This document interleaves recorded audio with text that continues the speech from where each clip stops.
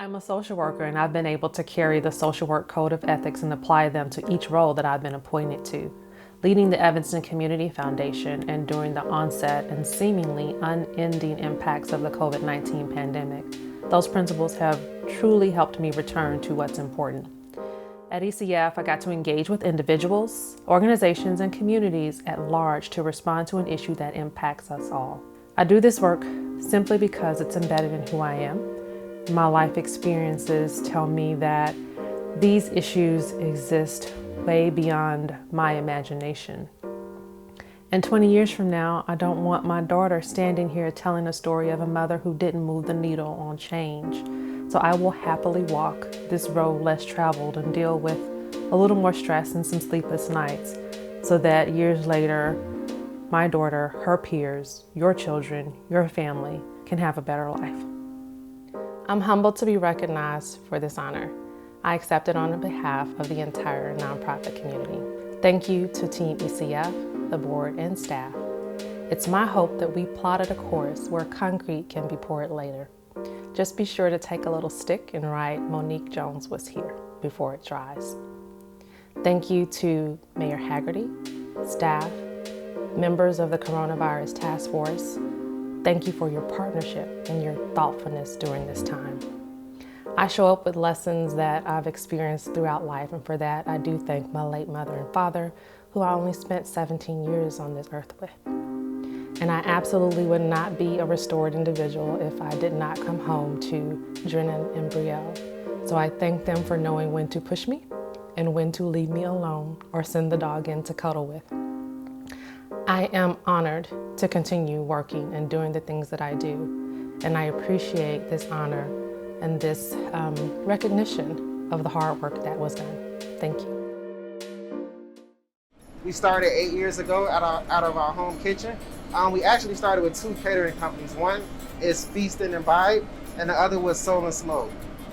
In the beginning, we wanted to do these chef-driven private dinners, and we wanted to separate the brands because people was asking for food to go. So we had to go with the food that I knew best, the food that I grew up with, which is comfort food and barbecue. So we have the Soul and Smoke food truck for about 6 months now, and it's been great. I can say we literally on the road 5 days a week since we had it. The reason we got the food truck is because the 2020 has not been your average year. So we wanted to take our food mobile. We wanted to bring the delicious food to you. The best way you can find the Soul and Smoke food truck is check out our social pages, our Instagram and our Facebook. Every week we post where the truck is going to be. Our top seller are our baby back ribs. Those are specially seasoned with our Memphis style specialty barbecue sauce. We also have our shrimp and grits, which is also our #1 seller. Our classic andouille shrimp bisque, our pan-seared marinated shrimp. It's topped off with green onions. You really love this Porter flavor. Then last but not least is our smoked brisket sandwich. We smoke our briskets for 10 hours over hickory wood. We serve it in a nice warm brioche bun and our signature Memphis style barbecue sauce. Don't forget to come out and support us. We're doing some really cool things. Our food is some of the best food here in Chicago. Check us out on our social pages. Until then, see you next time. Take care. Chef DeAndre. The reason why I do Evanston Live TV is because it's a vehicle, it's a service to the people of Evanston. It's a platform where they can tell us of their celebration of a business opening, being appointed a city official. It's a platform where people can voice their concerns, their issues, whatever is going on in their life, in their community. Evanston Live TV is there for them to let the community know what's going on. It's here to provide information. It's here to wake people up, and it's here to entertain people as well.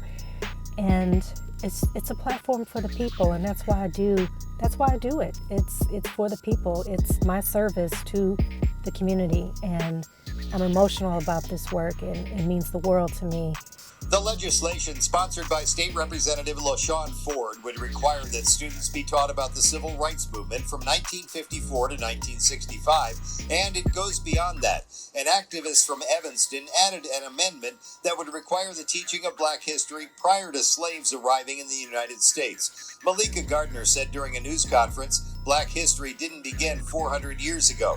She said, "We built civilizations, we built kingdoms, we contributed to medicine, technology, literature, and these are things children need to know, all children, not just Black children." I want to send a big thank you to the Evanston Chamber of Commerce. Thank you so much for awarding me Community Leadership Award. Thank you, and thank you to the people of Evanston and everyone who submitted my name for nomination. Thank you, thank you. And definitely a thank you to my partner in crime that's behind this camera right now, Don Lim. He's heaven sent. Thank you, Don, and to my mom and all her support and love. Everyone who knows my mom knows she's the most beautiful spirit. And to my family, my sister, my nephew, my nieces, who, you know, they're part of why I do what I do. And definitely to the people of Evanston, thank you. This vehicle is for you. It was created for you, and it's all about you.